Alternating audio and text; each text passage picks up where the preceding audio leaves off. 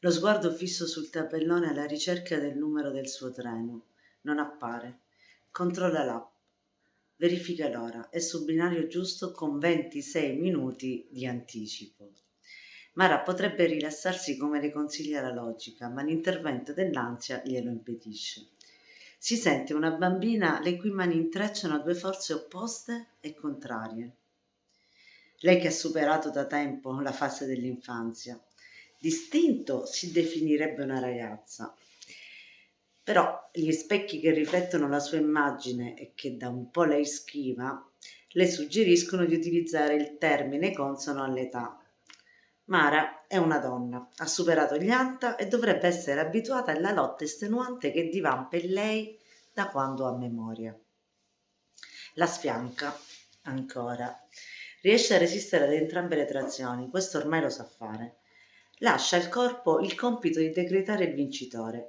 A questo punto due sono le possibilità. La prima è che la violenza del battito cardiaco le annebbi i pensieri, instillando in lei il dubbio di essersi persa. La seconda consiste invece nel vedere il corpo di Mara muoversi con l'intento di sedere accanto alla signora dall'aspetto cordiale e sereno sulla panchina. È opportuno precisare che nel primo caso Mara sa anche ritrovarsi. Per riuscirci deve dissociarsi dalla realtà per un tempo dalla durata variabile a seconda di molteplici fattori per poi tornare a ragionare. Comunque quasi sempre Mara sale sul treno. Infatti il nocciolo della premessa è proprio mettervi al corrente che la costante nella vita di Mara non è perdere i treni. Lo schema consolidato nella sua esistenza è scendere dal treno. Le motivazioni sono variegate, a volte sono reali, altre sono immaginarie.